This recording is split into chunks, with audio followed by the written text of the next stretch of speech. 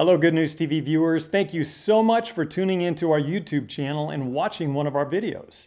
Before the program starts, we have just a couple really quick things we'd like to ask you to do. First of all, please subscribe to our YouTube channel and click on the bell icon to be notified when we release a new video. Next, be sure to click on the share button below if you'd like to share this video with your friends on social media. And finally, type any comments you have about this program in the comments section below. We hope you enjoy this Good News TV production. God bless you.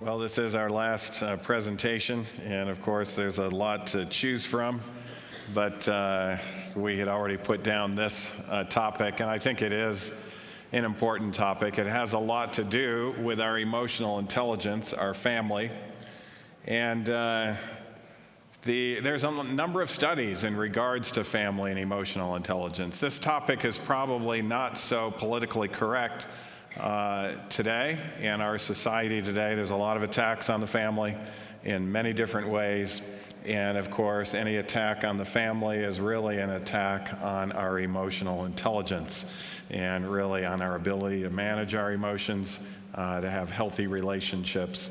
But family is defined as a social group made up of parents and their children, and sometimes also called a group of people who come from the same ancestor. As you might have sometimes heard, you resemble your father's side of the family. And so these family resemblance things come down, and we can see those. Members of the immediate family include spouses, parents, brothers, sisters, sons, daughters, and then the extended family, grandparents, aunts, uncles, cousins, nephews, nieces, siblings-in-law. The principal institution for the raising and socialization of children. Interestingly, that's a quote from a Supreme Court justice as well. And so in yesteryear, a lot was said about the family, even in a court of law. The conjugal or nuclear family is a wife, husband, and children. But there's also, much more commonly today, the matrifocal family, which is the mother and her children. Anyone want to guess what percent of children are raised from 0 to 18 today by both biological parents at the same time? It's 25%. And so we might think it's a little more than that, because in a church setting, if you just ask and raise hands in a church setting, you're going to see a lot more people that were raised by both biological parents. And that's one of the positive things about having both biological parents, is there's more stability there, and there's going to be more likelihood that you're going to be in church and make a commitment to the Lord than if you're just raised by one parent per se. And then the avuncular family is grandparents, brothers, sisters, and her children, and then extended, as we talked about earlier, where parents and children co-reside with other members of one's parent's family. But the nuclear family is also called the traditional family. More often today than traditional families, we tend to have blended families. And this is where there's a step family, where one or both parents remarried, bringing children of the former family into the new family. And then also what is being described many times today is, quotes, the chosen family or family of choice, which is distinct from the family of origin. The 12-step recovery uses this term in regards to the AA family or whatever it is, but now it's also been adopted by the LGBTQ community, who call themselves their chosen family. But the word family can be used metaphorically to create more inclusive categories, which of course includes the community. There is the church family.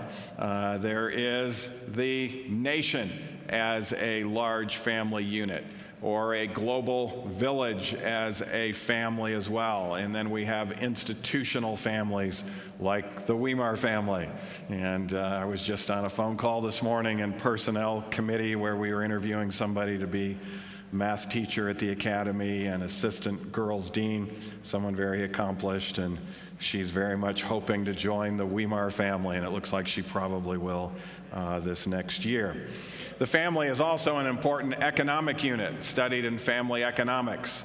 The economics of food and housing and property and clothing all have their origins there in the family, as well as transportation needs, which are an important part of a family unit.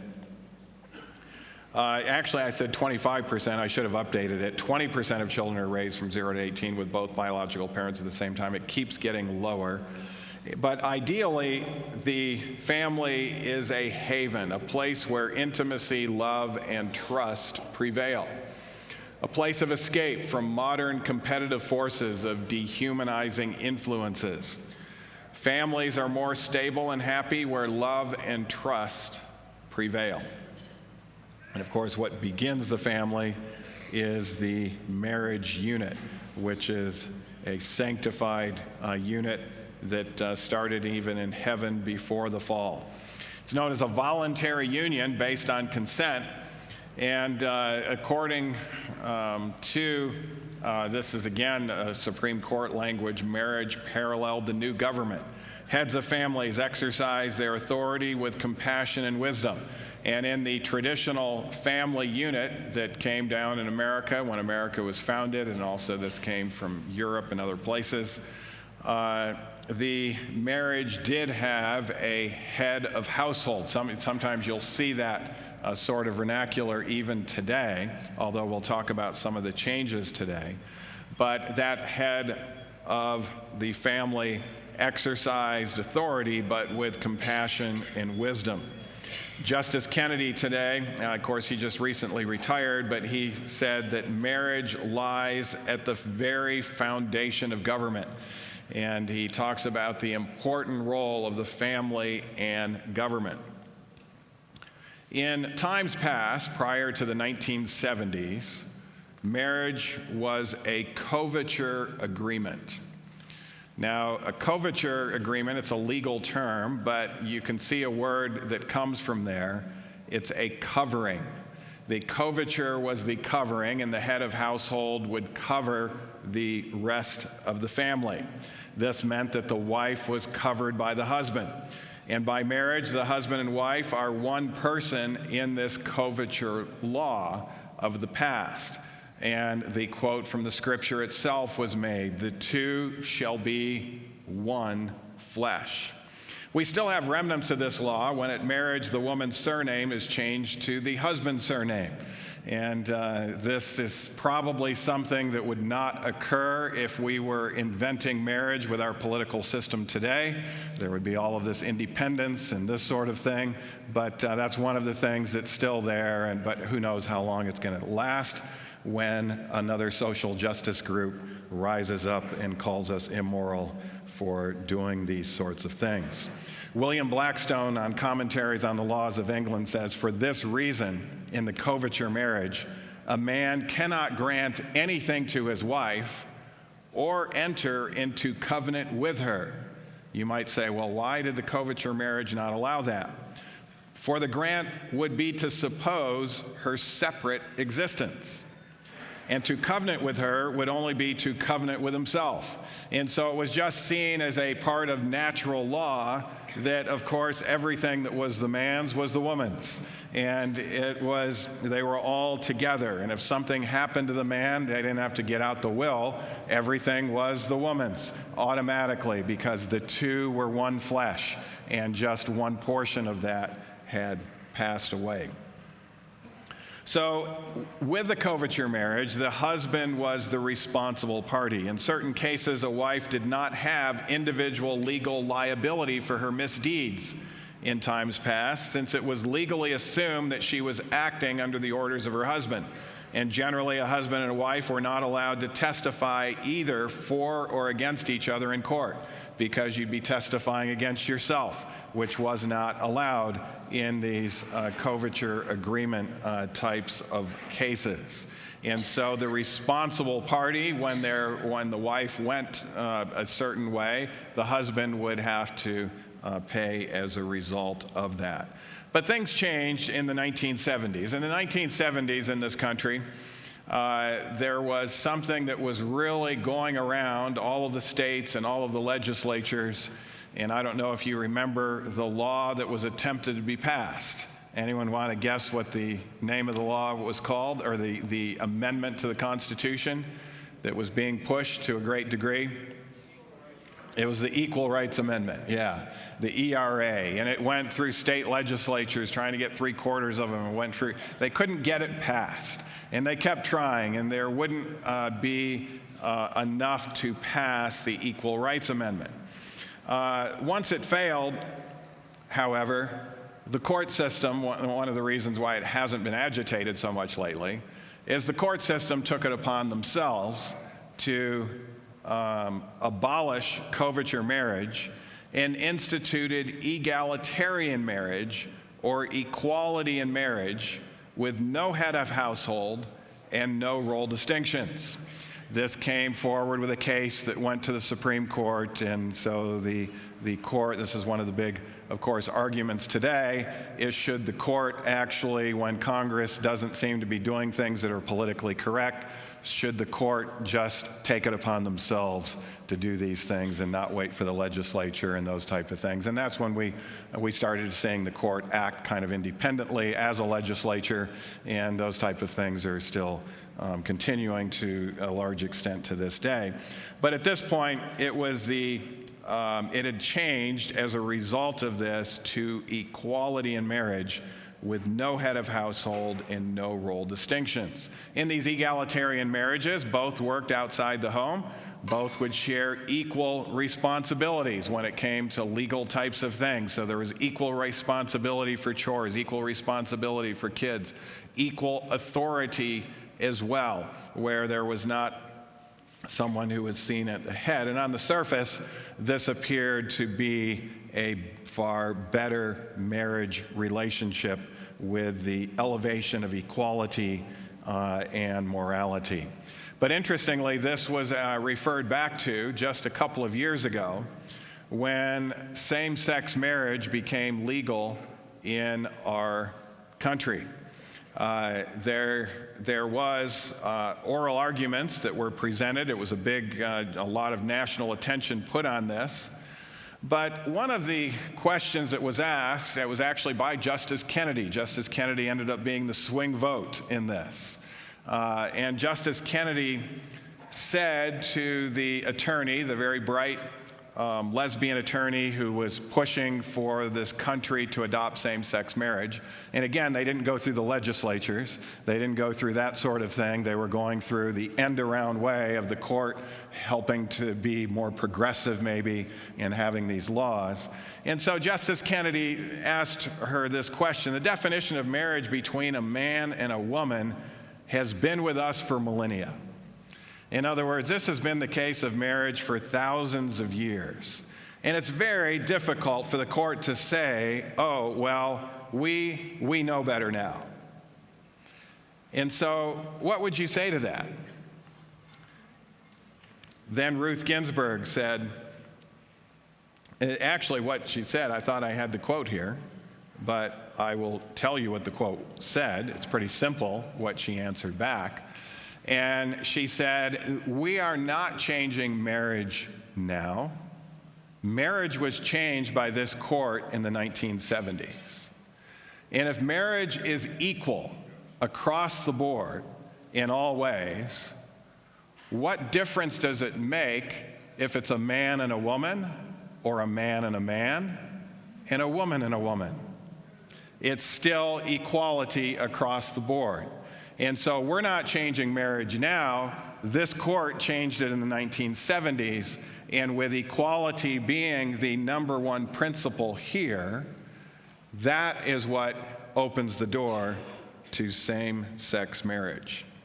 Then Ginsburg asked a question. Of course, she's a liberal person on the court who had been for these progressive ways. Then said, you wouldn't be asking for this relief if the law of the marriage was what it was before, would you? In other words, if we had coverture marriages where there was actually a head of household, you wouldn't even want your people to get married, would you? She says, it wasn't possible. Same-sex unions would not have opted into the pattern of marriage, which was a relationship, a dominant and a subordinate relationship. Now, this is one of the things that, of course, the world doesn't understand.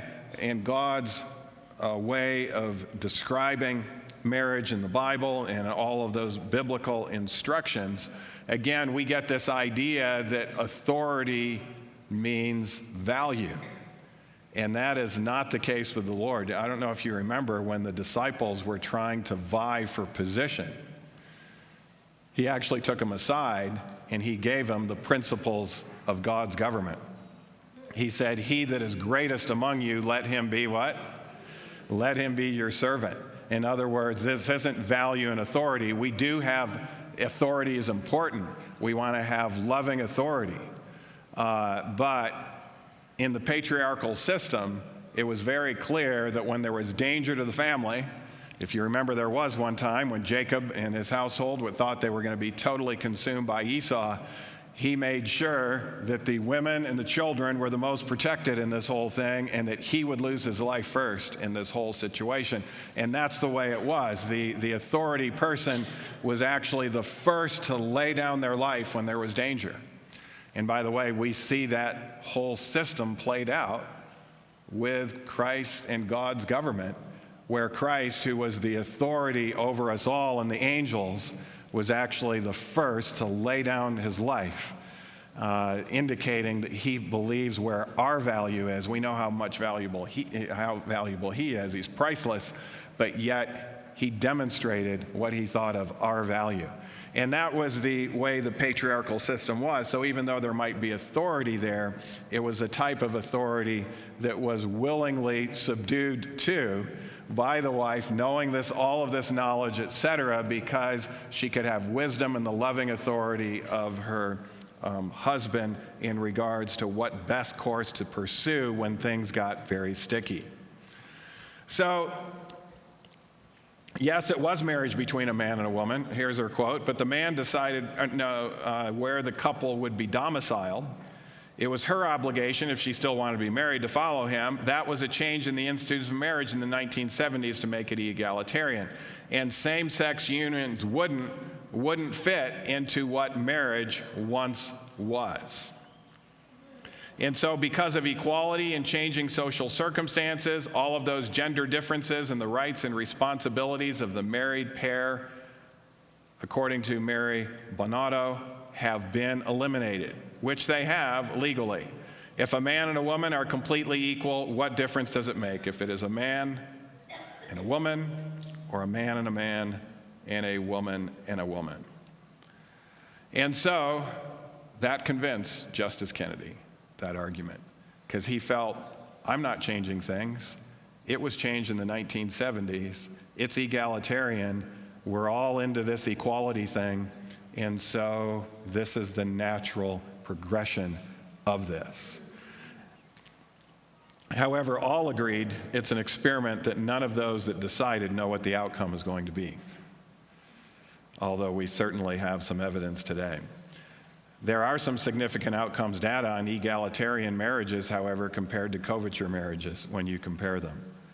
The egalitarian marriages clearly are less happy, sexual relations less frequent and less satisfying, divorce rates significantly higher, lifelong marriage incidents significantly lower, and childhood mental health outcomes are lower as well. So we thought we were elevating ourselves into this type of marriage relationship, when in reality, when we look at the statistics, the marital statistics are far worse under this form of arrangement. There's even been some studies in Europe recently in regards to maybe this is the law, egalitarian marriages, but how do you divide up the responsibilities?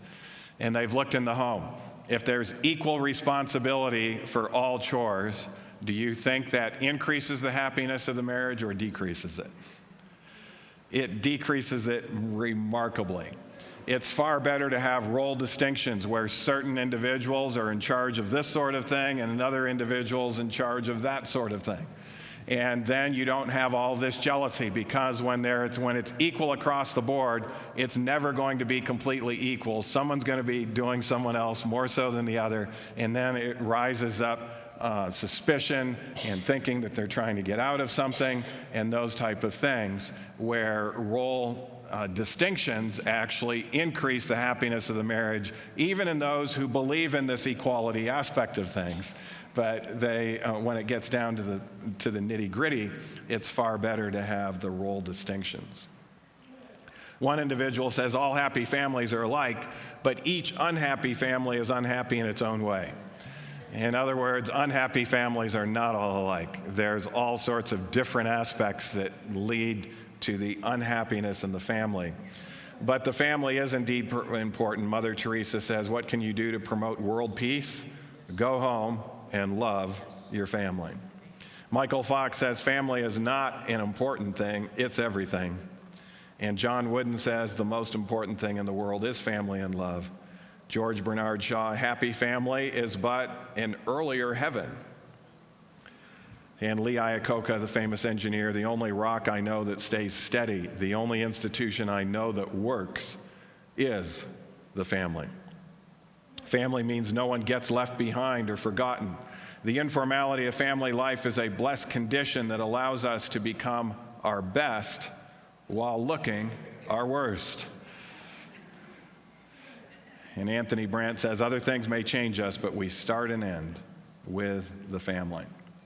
Family might be defined as a group of people who are related to each other, but it's more than that. It's a meaningful connection, an experience, an incredible and unbreakable bond created by mothers, fathers, sisters, brothers. It's comfort in a world of uncertainty.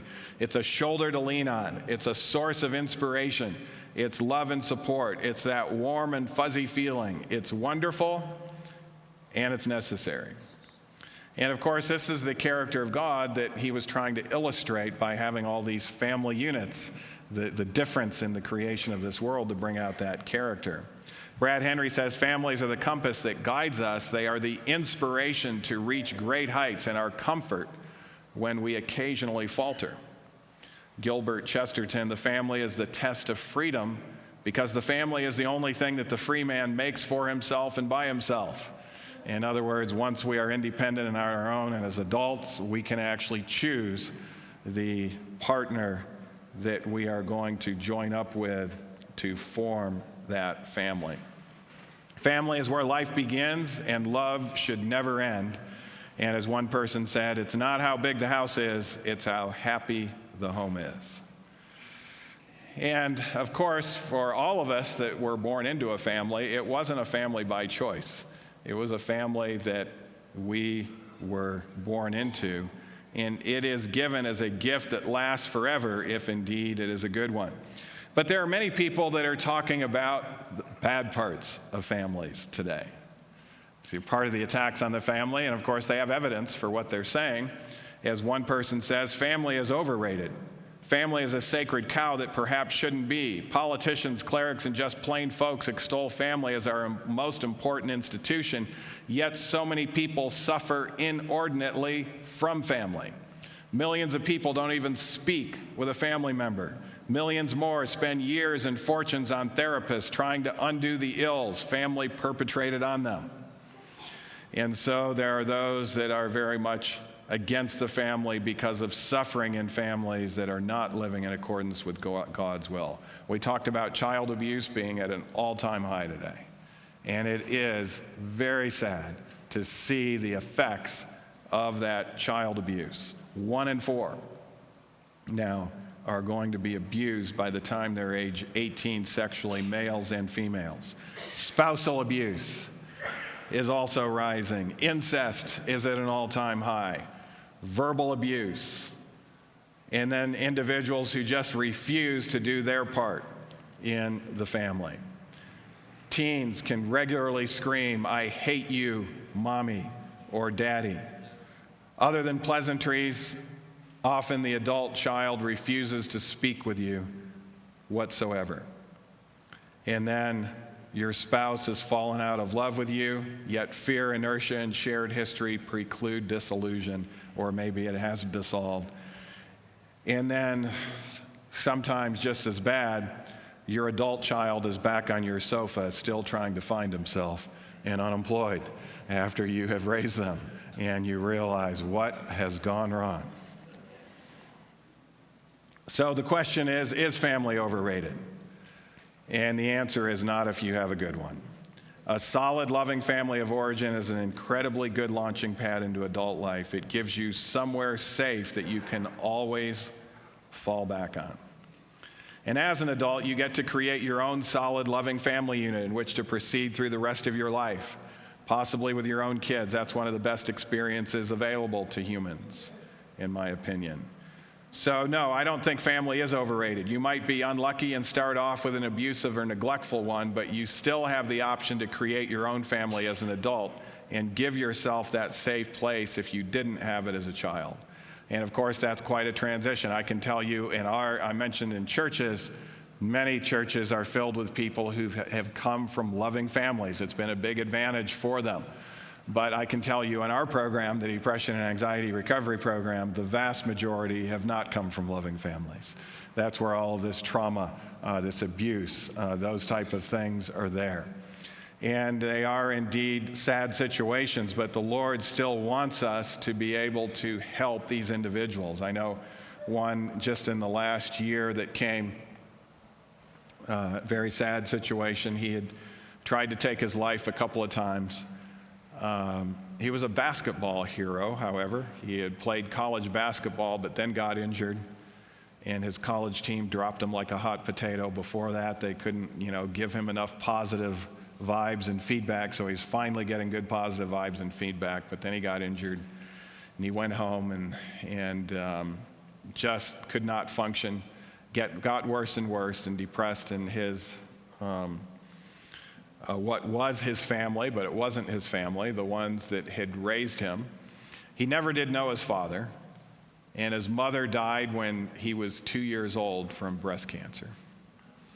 And so he was raised by an aunt and then shared off with another aunt as well, and never really had much of a father figure in his home until he was a teenager, and finally a basketball coach had treated him as a father figure, and that's how he started getting good at basketball. But then that basketball coach died from cancer about a year and a half after that new father figure had entered into his life. And he didn't have very good mentors, and so in the program, fortunately, he had learned that it's best to comply and work with the experts, and so he was all in on the program, and he did everything that he was told. He listened, he learned about the advantages of all of this, and he was one who went from, the most severe extreme depression to in 10 days not even qualifying as having depression. But at his graduation, when I was saying it, I didn't realize I was saying how he was taking it.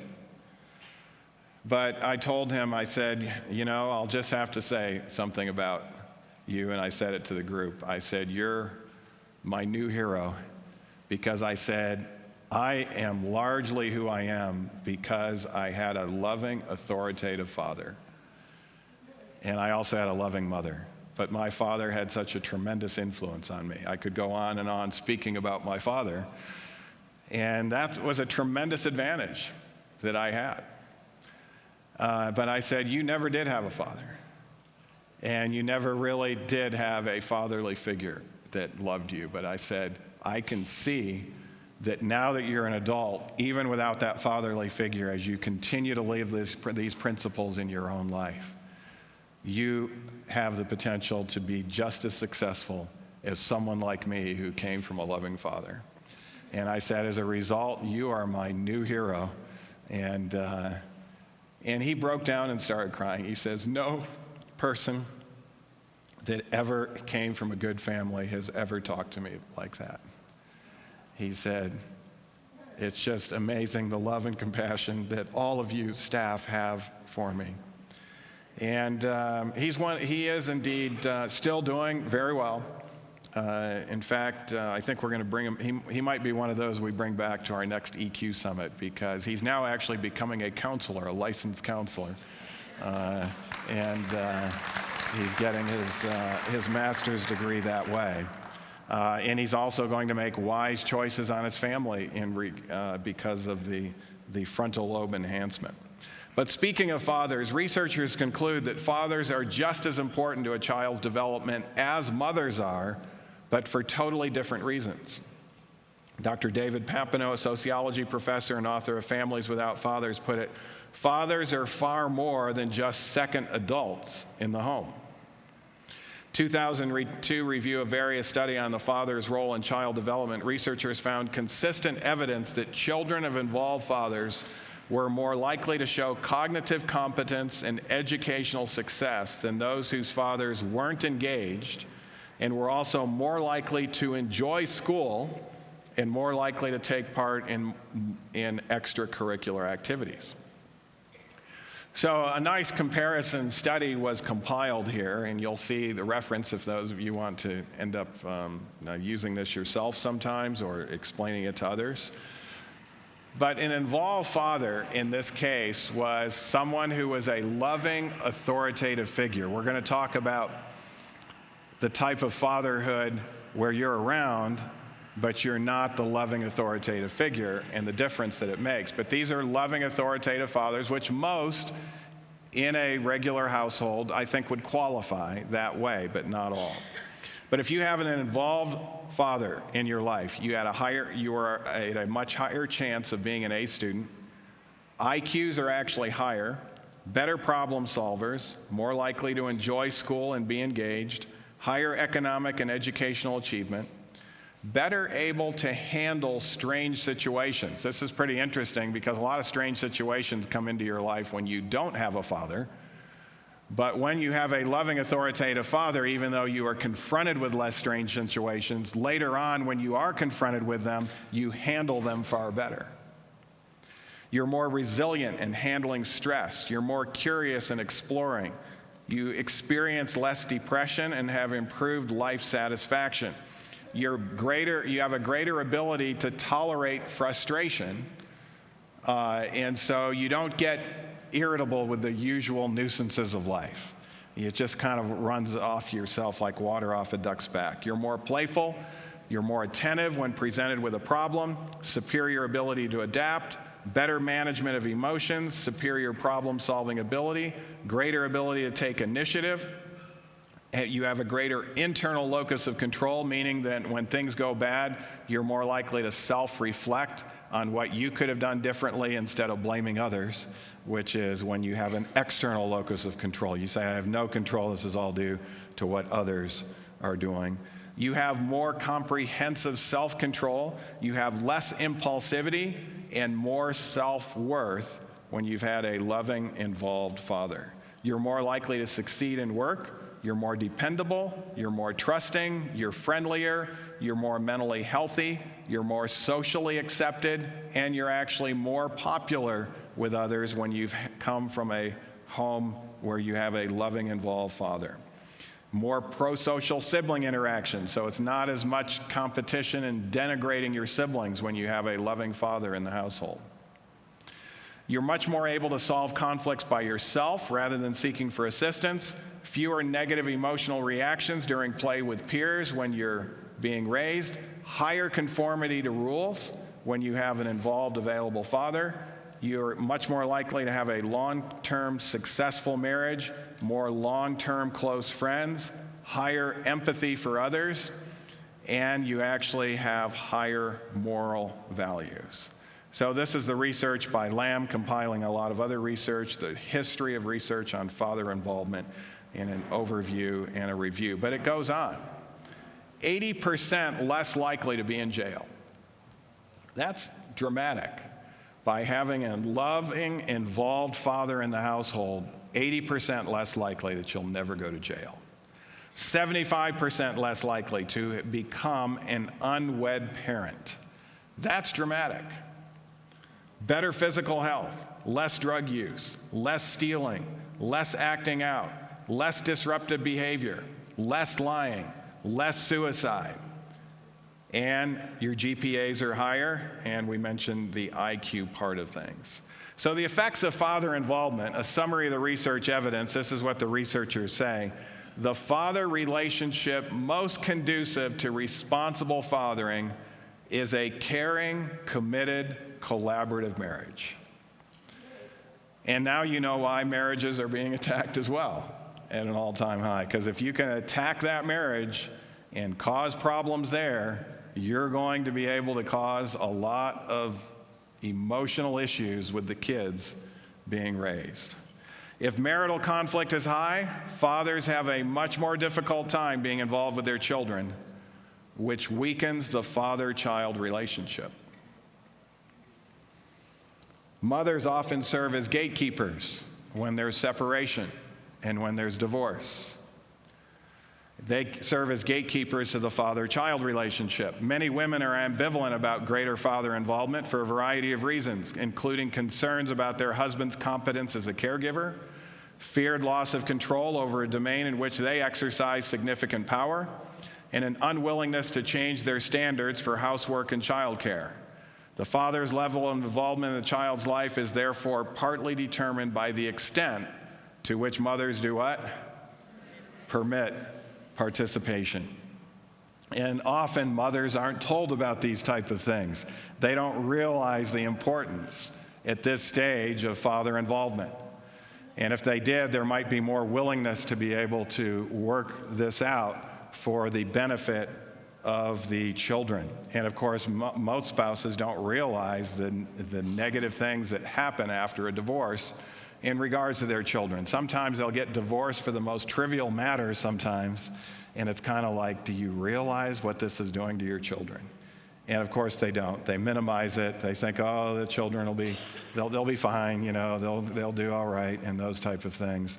They don't have and the children often never realize the negative effects that happened to them as a result of that. But when divorce happens, making the best out of divorce, following divorce, children consistently do better in many domains of child development when they are able to maintain meaningful relationships with both parents, unless the levels of interparental conflict remain unusually high. Sometimes the interparental conflict is so high that you have to weigh the benefits versus the risks, and it may be best to have only one parent. Positive child development outcomes for children are associated with the quality, however, of the non-residential father's parenting and how they interact with the child. So even afterwards, it makes a big difference in regards to the type of parenting the father is. For example, non-residential fathers who engage in authoritative parenting or non-authoritative parenting do best. What do you think? A lot of fathers think if I do non-authoritative parenting, I'll do better because I'll become friends with my kids and at least they'll want to be with me. And so they'll take them out to movies and they'll do this and that and they'll do those sorts of things, but there's not really authoritative parenting because they're afraid of becoming an unpopular parent. And it can happen the other way as well. I know we had a girl just in the last year come through our program, 19 years old, severe panic disorder, beautiful girl, great personality, but whoa, she was suffering panic multiple times a day in emergency rooms, on all these drugs, things like this, and her father found out about the program and paid for her to come through that program. And so on the first interview, I hadn't met him at all, but on the first interview, I'm talking to her and I'm going through things in the family because we go through the developmental aspects so that we can understand what's going on.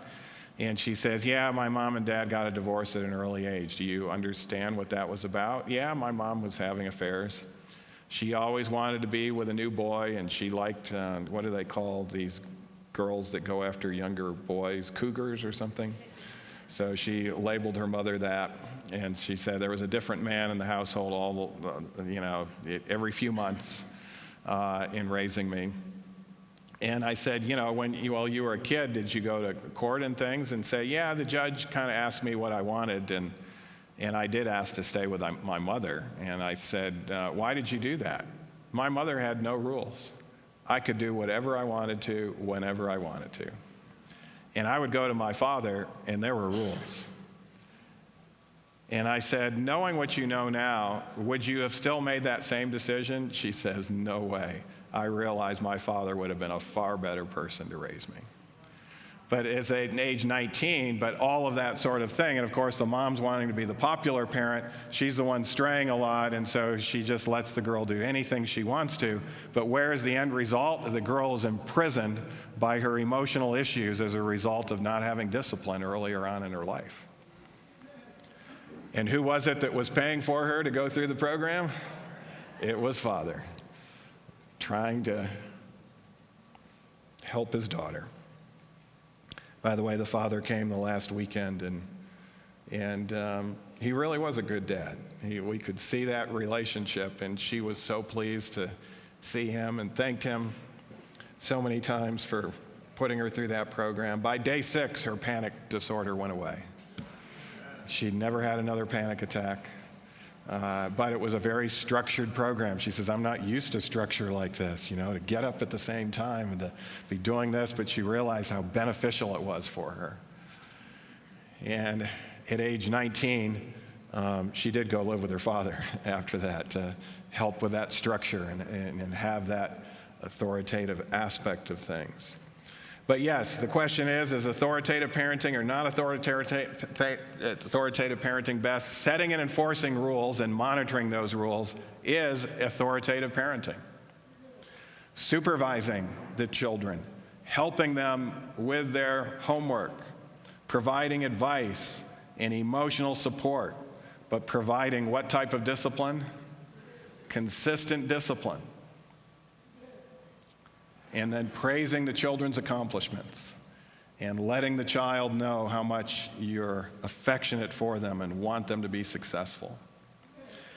This type of parenting, they're less likely to have adolescents who experience symptoms of depression or various externalizing problems, even though it might be a divorced father who's providing that sort of thing. So what are you doing with your kids? Extrinsic support, such as going out to dinner, buying things, and seeing movies together, and frequency of contact do not consistently contribute in a positive way to childhood development because they do not facilitate what type of parenting? Authoritative parenting. And so it gets back to the loving, authoritative parenting. This is what God wanted in that 5th commandment. Honor your father and your mother, and with that loving, authoritative parenting type of role. George Herbert says, one father is worth more than 100 schoolmasters. And that's true if it's a loving, authoritative father like I had. But even if you're a poor man, and you have that type of relationship with your children, children are a poor man's riches. Michael Levine says, having children makes you no more a parent than having a piano makes you a pianist, however. And that is, it's not just having children, it's actually having that loving, authoritative relationship with them.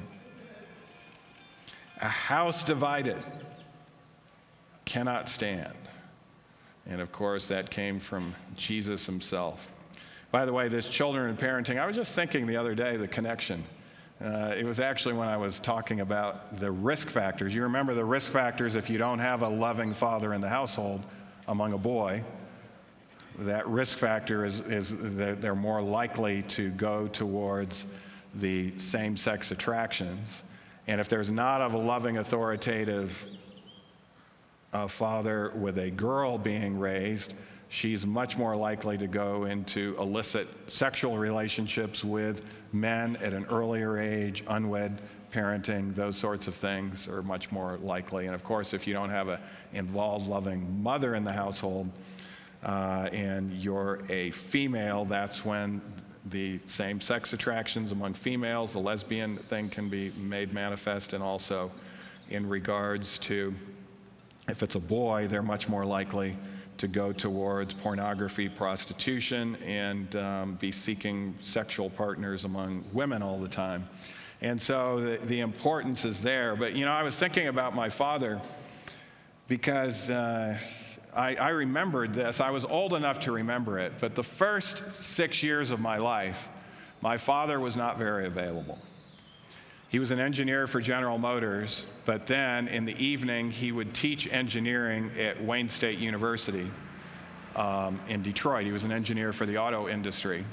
And he was a very good teacher, taught thermodynamics. He would get Teacher of the Year award, and he had a great relationship with his students, but I just didn't see him that much at all. By the time he got home, I was being put to bed and that sort of thing. But what I developed, and I'm not sure it's a direct association, but, I was somewhat of a shy kid being raised, but I developed a good friend relationship with the boy across the street. And the kid across the street had 9 brothers and sisters, and he was exactly my age, and he and I were inseparable. And I remember at age 6, we knew nothing about sex or anything like that, but I remember at age 6 going home to my mother, and I was holding hands with my friend Randall, and I told my mom, and he was there too, that when we get older, we are going to get married.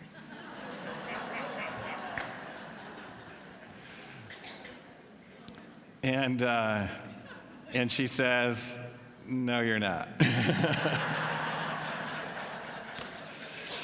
And I said, "Why? Why can't we get married? I mean, we just like everything about each other, and we have such great time, and I think this would be the right thing to do for Randall and I to get married." And she says, "You'll figure it out."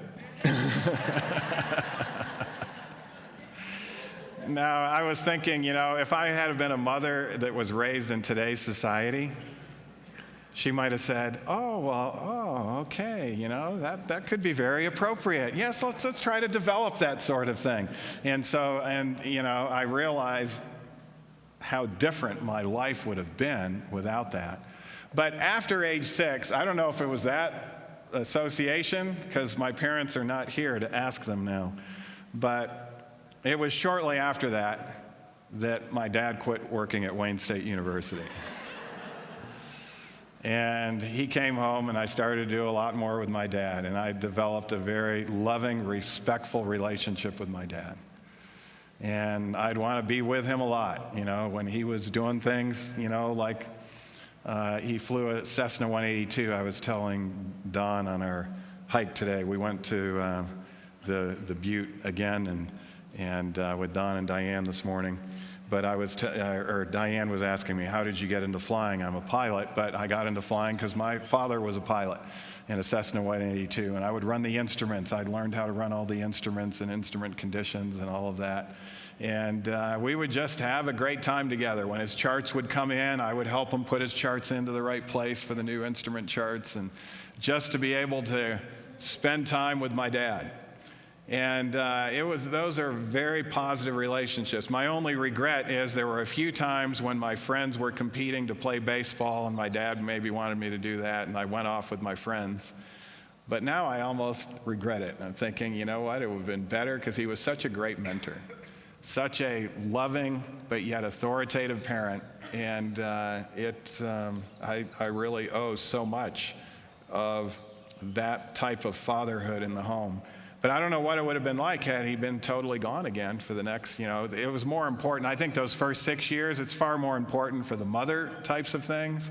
But the older those kids get, the more important it is to have a stable, loving father in the house. Be it ever so humble, there's no place like home, and charity begins at home. I don't know if you've heard this phrase by a famous writer. When I was a boy of 14, my father was so ignorant I could hardly stand to have the old man around. But when I got to be 21, I was astonished at how much the old man had learned in 7 years. That was Mark Twain. And the older you get, if you're able to develop a relationship with your adult father after that, the more wisdom you realize they actually have. Well, what about motherhood? We can't neglect this. A mother's love for her child is like nothing else in the world. It knows no awe, no pity. It dares all things and crushes down remorselessly all that stands in its path. For the hand that rocks the cradle is the hand that rules the world. A mother understands what a child does not say. Mothers shape our world by nurturing and instructing children who grow up to make life-changing and history-making accomplishments. For every preacher, president, volunteer worker, employee, musician, athlete, technician, community worker, doctor, caregiver, and others, there is a mother behind them who fostered her child to reach his or her full potential. And speaking of the role of mothers and fathers, they're so very important. I actually had the opportunity this year, first time I had ever been asked to do this, but our pastor was gone in our church in Weimar, and I happened to be there that weekend, and so he gave me the message to preach on Mother's Day. And so I preached a Mother's Day sermon and went through all of the science of motherhood, which I'm not going through here, and in regards to how important that is. But also the difference between mothers and fathers. If you've noticed, and children as well, mothers have emotions that tend to be more similar to children than fathers have. This is why women cry more easily, those sorts of things. The voice is more childlike. If you hear a young boy's choir, it's very hard to tell on a recording whether this is a group of adult ladies or, young children that are singing. The voices are different. Of course, the heights, you could look at the emotions, the way the brain is and all of that. But in reality, the Lord had those mothers there because the mothers could understand what the child's not saying. The emotions are more easily tied in with the children, and they can be that advocate for the child in ways that a father cannot quite understand, but with that mother advocate, they can understand it because the mother is kind of somewhat of a cross between and that's why women, many people have written about how complicated women are versus men. But one of the reasons why they are more complicated is because they're kind of this cross between children and adults. They have things very much like an adult male, but very much like the child aspect of things. And the Lord realized that was the best person to be raising this individual, but also wanted that father figure in the household who was very loving, but had that perspective aspect of things. And I can tell you one particular role, it's happened many times in our household, but one particular role, how important this was. And that was when our third boy, Nathan, was getting booted out of academy. In 10th grade, actually, he was being suspended. But he was being suspended and was told he had to go home. He had to leave the academy. And we were just ready that next day. We were going to be going to Europe to speak. All the arrangements had been made, and we weren't able to take him into our home. He could go to the grandparents' place, but we knew the grandparents and a kid that needs a lot of attention and accountability and discipline, the grandparents would not be able to handle him at all, and he'd walk all over them. And I said, we have to fly over there, and I've got to see him tonight. First, I talked to the ones involved and told them the situation we were in, including the principal of the academy and all of that. And I said, is there any way you can have somebody there locally take care of him who's going to give him accountability without him interfacing at all with the academy. And they thought about it, and they said, you know what? Yeah, he can live in our house, and our daughter teaches elementary school, and she lives, down the place, but she'll come pick him up every day, and he'll have to go work at that elementary school. She'll keep him working, she'll keep him vacuuming, she'll do all sorts of things, and we'll keep him working like this. And so I knew about that ahead of time, that at least that was an opportunity. And so I came, and he was somewhat excited that he had been suspended because he'd much rather be home. And, this is okay. Oh, that's okay. I'll be with Mamiah and Tataya. This will be okay, and all of this. And I said, Nathan, you're not coming home. You're not coming home. And he started crying. And my wife started crying. And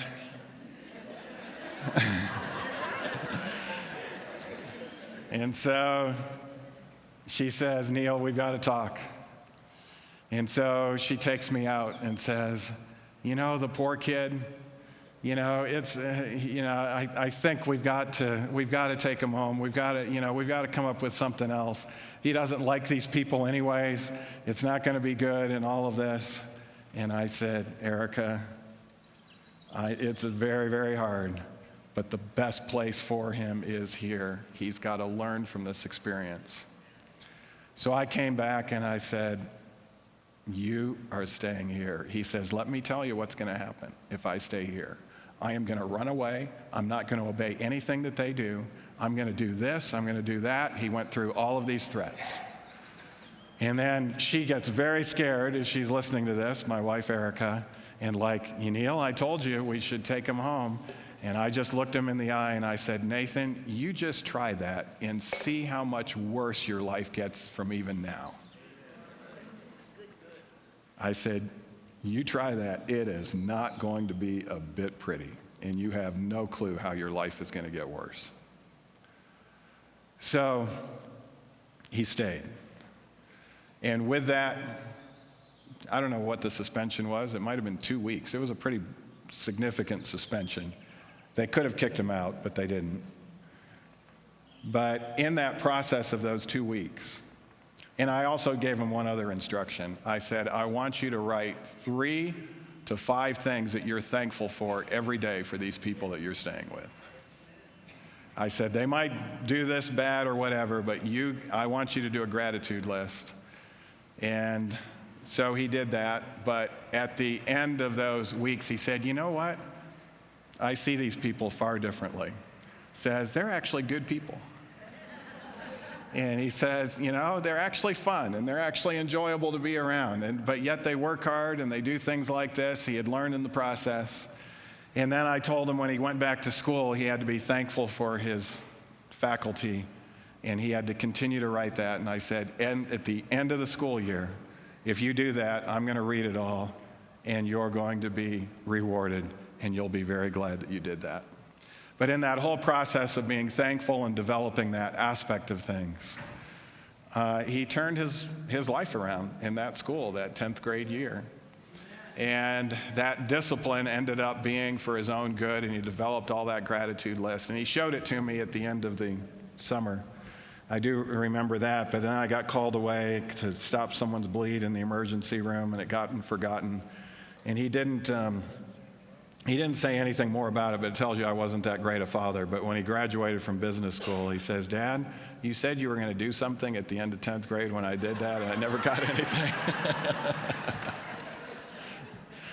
But what a good kid he is. We have a great relationship and that sort of thing. But I'm thinking this is the importance of that loving, authoritative father in the household with both of them there, and recognizing what would be best for that kid. If we had just listened to his emotions and what he wanted to do, and his tears and his threats, that could have turned out a very different boy at the end of that time.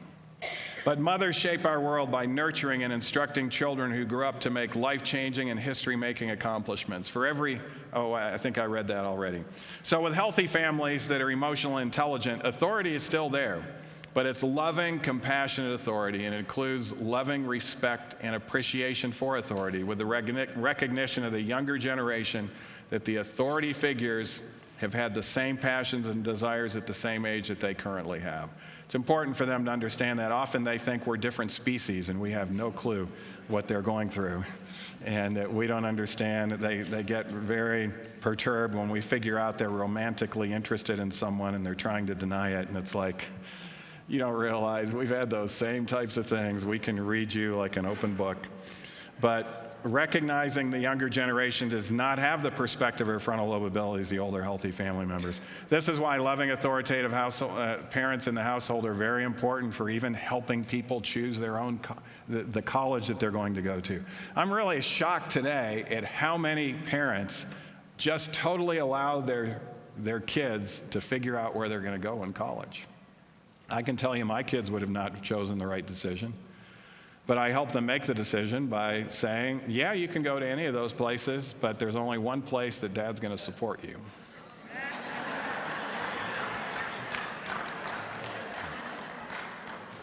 And they have all thanked me repeatedly in regards to where they went to college, because they realize how important it is, and they see their other friends that went to the same colleges that they were wanting to go to and how they've turned out and how different it is. And they're saying, thank you, Mom and Dad. They have that perspective. They don't have the frontal lobe ability. We have to help them through this process. And of course, it cannot and should not be equal love. There's no way they can love us like we love them. They don't have the capacity for that, but it also cannot and should be equal respect. As much respect as we have for them, they should have more respect for us.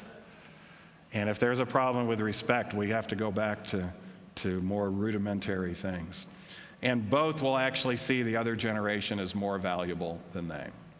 What will happen with that? You will then develop what we call the signs of emotional intelligence. And since our series has been centered in on this, I'll just go through 14 signs of emotional intelligence outlined by Daniel Goleman. These aren't, I shouldn't say these aren't the principles of emotional intelligence, the principles we outlined earlier in the first night, those 5 principles, but these are signs. Knowledge, accurate with your own strengths and weaknesses, able to focus without easily getting distracted. When you're upset, you know exactly why. And the why is not what just happened, it's what your thoughts are about what happened. Because remember, it's our thoughts that cause our emotions and behavior. You're able to get along with most people and also with most family members. You care deeply about being a good moral person. And you take time to slow down and help others when they need help and when you're a good person to help them. You're a good judge of character. Truth, accuracy, and thought is very important to you. You're self-motivated, but you know when to say no. And after a fall or lapse, you take responsibility and get right back up. And if you have all of those things combined with talent and a strong work ethic, you will have everything necessary to be a great leader. So I thank the Lord for creating this family unit that all of us have been able to be a part of. It's a wonderful aspect of being able to identify with Christ, to be able to identify with the aspects of his character in loving authority and compassion as well. And I hope you take the principles that we have taught this week and apply them in your lives, and your fulfillment, even in your family life, will grow, and really the sky is the limit on our success in emotional intelligence as we apply these principles.